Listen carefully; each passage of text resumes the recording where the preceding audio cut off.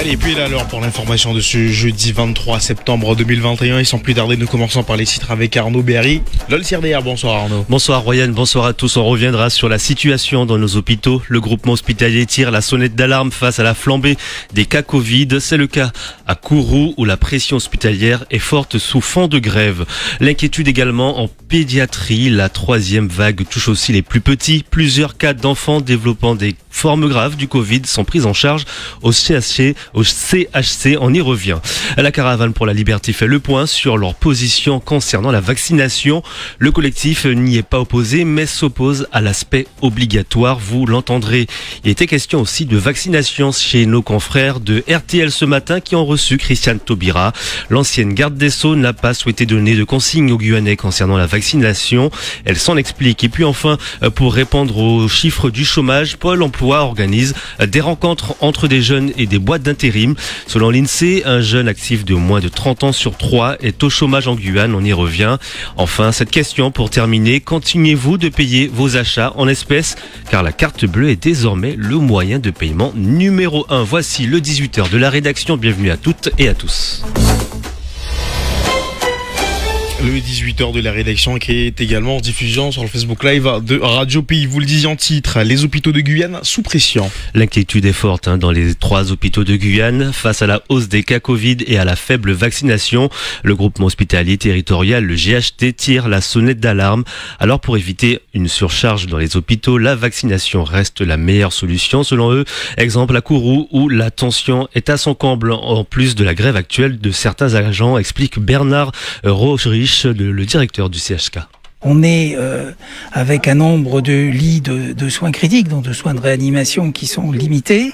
On est quasiment plein tous les jours dans cette structure-là. Ce que l'on a fait, c'est que pour trouver des personnels, pour pouvoir faire fonctionner avec cet afflux de patients Covid, c'est que l'on a été amené à réduire l'activité chirurgicale au maximum. On ne fait que les urgences et on propose aux patients qui avaient des opérations programmées qui pouvaient se faire dans 1 mois, dans 2 mois, des solutions en métropole pour pouvoir être pris en charge, s'ils le souhaitent, un peu plus rapidement, parce que nous, la priorité des priorités, c'est de faire face à cette crise Covid qui est dramatique, qui touche des personnes âgées, mais qui touche aussi des jeunes, et dont on ne voit pas, dans l'état actuel des choses, comment elle peut s'arrêter, vu aussi la faiblesse du taux de vaccinés dans le territoire. Une maladie qui touche aussi les jeunes, contrairement à ce que l'on pense. La 3e vague impacte aussi beaucoup les enfants. Le service pédiatrie du CHC prend en charge des enfants de tout âge. Il déplore le professeur Narcisse Elanga, chef du service pédiatrie du CHC. Cette situation est grave. C'est entre 4 ans et 11 ans en moyenne, mais on a des enfants plus jeunes, moins de 4 ans aussi, on a 25% qui avaient moins de 4 ans quand même. Donc ces enfants dont je parle, le premier qu'on a eu lors de cette vague-là, il avait 15 ans. C'est l'enfant qui a été transféré hier à 9 ans et un autre également qui est actuellement en réanimation qui a 15 ans. Donc vous voyez, ça touche les enfants un peu adolescents. Mais on a eu des formes aussi plus jeunes, jusqu'à même des formes d'âge de à peu près 1 an. Mais pour ceux qui ont des formes modérées, des formes juste des symptômes modérés, ils sont hospitalisés, isolés avec leurs parents qui les gardent. Et tes parents ont le droit de garder leurs enfants dans les services d'hospitalisation. Ceux qui sont moins graves, enfin gravement modérés, on les garde dans l'unité de surveillance continue de pédiatrie, mais ceux qui relèvent de la réanimation, mais sont transférés à Fort-Défense avec leurs parents, qu'ils accompagnent pendant l'hospitalisation. Des réactions recueillies par Edmé Doudi. La caravane pour la liberté précise sa position face à la vaccination. Oui, lors d'une conférence de presse, le collectif a souhaité faire le point sur la vaccination et leur action pointée du doigt comme néfaste face aux mesures de freinage du Covid. La caravane n'est pas contre ce vaccin en lui-même, mais s'oppose à son caractère obligatoire dans certains secteurs professionnels. Yannick Xavier, le secrétaire général UTG et membre de la caravane pour la liberté, s'en explique. Momo, désolé, nous permettons une vaccination, mais avant vaccination, ou permettez un traitement pour éviter que ces formes graves encore plus fort. Parce que j'ai de là un complément, on peut aller kérote. Et ça, moi désolé, nous n'y a pas qu'à faire. Ni l'ARS, ni l'État, personne n'a pas qu'à parler de ça. Nous attendons qu'en les continents, il y a des pays qui mettent des protocoles de soins. Nous attendons qu'en Inde, il y a des protocoles de soins. Nous attendons qu'il y ait d'autres pays à mettre des protocoles de soins, côté des médicaments, pour éviter de tomber malade. pour y éviter de développer des formes graves. Et en France, en Europe, nous pas qu'attendez pas les dit ça. Yannick Xavier, le secrétaire général UTG et membre de la caravane pour la liberté, il répondait au micro d'Olivier Anestar. Et qu'en est-il de la vaccination en Guyane ? 30% des Guyanais de plus de 12 ans sont désormais totalement vaccinés. La Guyane qui est désormais le territoire le moins vacciné de France. Et puis comme chaque jeudi, une nouvelle réunion de la cellule interministérielle de crise a lieu en préfecture en ce moment. Restez donc comme chaque semaine à l'écoute de Radio Pays pour tout savoir des annonces qui seront faites par le préfet. Bien sûr, une réunion qui a été décalée aujourd'hui à 17h, qui habituellement commence à 15h. On revient sur cette interview donnée ce matin à Christiane Taubira.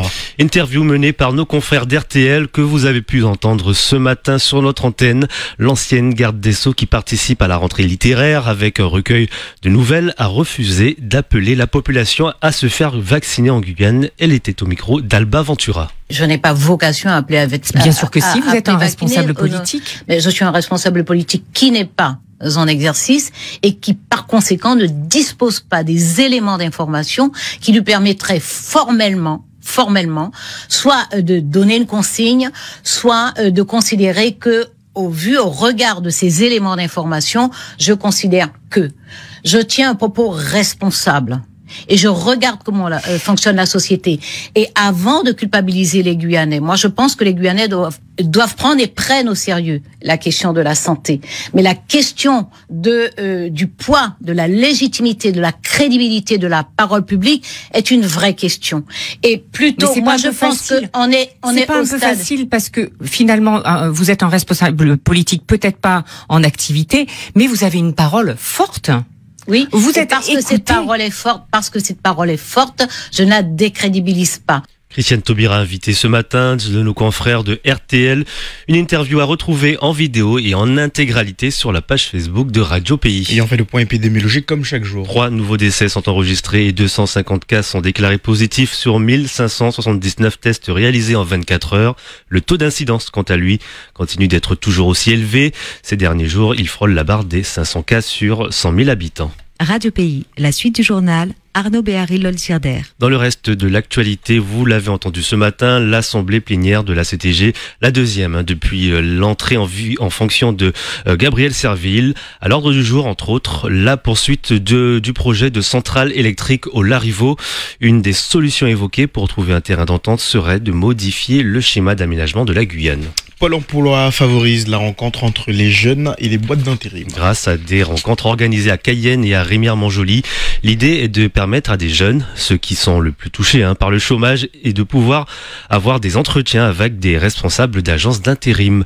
C'est une action qui fonctionne bien, explique Morgane Pinel, conseillère en insertion chez Pôle emploi. Nous nous sommes rendus compte avec nos anciens jeunes également, donc on a déjà réalisé cette action le 31 mars 2021. Ce dispositif en fait sur lequel nous on accompagne nos jeunes, c'est vraiment des jeunes de 18 à 30 ans. C'est vraiment un dispositif spécifique qui est cofinancé par le Fonds social européen et qui nous permet en fait de pouvoir permettre à ces jeunes de retrouver soit un emploi, soit une formation ou de débuter des démarches de création d'entreprise. Donc nous, sur ce dispositif au Pôle emploi de Cayenne, on accompagne les jeunes de Cayenne et Rémière-Montjoly et on essaie vraiment d'aller au plus près des demandeurs d'emploi. Donc là, on essaye en fait d'envisager plusieurs actions, donc vraiment dans les communes où les demandeurs d'emploi ne peuvent pas se déplacer, donc un petit peu vers Rémière, à Cayenne, vraiment dans les quartiers. Morgane Pinel, conseillère en insertion chez Pôle emploi, elle répondait à Pedro Polanco. La question du logement sera abordée lors de la visite de Sébastien Lecornu. Le ministre des Outre-mer sera sur le territoire à partir de demain. La crise sanitaire sera évidemment au cœur des sujets de son déplacement, mais il sera aussi question de logement. Le gouvernement a annoncé hier de nouvelles mesures pour reloger les ménages les plus fragiles en Guyane et à Mayotte via un dispositif de logement locatif très sociaux à des loyers très abordables. Ils seront entre 150 et 180 euros par mois pour une famille. La ministre du Logement a déclaré que pour que la destruction des bidonvilles soit efficace, elle doit s'accompagner de solutions de logement abordables et d'un accompagnement social. Et on termine avec cette question. Pour régler vos achats, vous êtes plutôt paiement par carte ou en espèces? C'est l'objet d'une étude menée par Panorabank. Elle démontre que les Français font de moins en moins de retraits bancaires. En un mois, les Français utilisent 19 fois leur carte bancaire et font des retraits à peine 2 fois par mois. À l'ère des innovations de paiement et depuis le début de la crise sanitaire, le paiement sans contact est utilisé à 80% par les Français. Qu'en est-il en Guyane? Quel règlement les Guyanais préfèrent-ils? Écoutez leur réponse. Tous mes achats, j'essaye de payer en espèces. Voilà, pour éviter d'avoir des traces et que mon banquier sache ce que je dépense et où je le dépense et avec qui je le dépense. La carte, parce que c'est plus facile, mieux que le chèque, parce que le chèque est bon, il faut écrire et tout ça, tandis que la carte, quand il faut y aller, puis ça y est. Je suis les deux. Si je fais mes courses au supermarché, je paie avec la carte bleue. Et après, dans les petits magasins, je vais donner des espèces. Si je vais au marché, je vais utiliser les espèces. Carte bleue, parce que c'est pratique et on peut payer en flash comme ça. Je ne peux pas laisser l'espèce parce que ce serait un esclavage si on a la carte. Si un beau jour il y a un problème électrique, je sais pas quoi, on peut plus vendre ni acheter. Carte bleue, parce que c'est plus simple. En fait, c'est une traçabilité sur la carte bleue, on peut voir tous les paiements qu'on a fait directement sur son compte. Au marché, c'est des espèces. Sinon, dans les supermarchés, c'est plutôt carte bleue. Moi, ce serait plus espèces, parce que j'aime pas avoir des innombrables dépenses sur mon compte en banque, que tout soit affiché là, des petites dépenses de 20 €, 30 €, j'aime pas trop avoir ça. Donc, dans la mesure du possible, je préfère payer en espèces. Voilà, entre carte bleue ou espèces, les avis divergent. C'est chez les Guyanais, des propos recueillis par Olivia Nestar. Et vous, Arnaud Béarel-Lossière, d'ailleurs, vous êtes plutôt carte bleue ou espèce? Plutôt carte bancaire. Je pense que ça facilite les choses. Et puis, on n'a pas à retirer à chaque fois. Voilà, c'est beaucoup plus simple. Je fais le choix de la simplicité. Merci beaucoup, Arnaud Béarel-Lossière. Le prochain point de l'information qui sera de retour demain dans les matinales les 5h avec Victor Zamé, Ted Medouzi à 13h. Quant à vous, vous êtes de retour ici à 18h. Merci, une belle soirée à l'écoute de Radio Pays.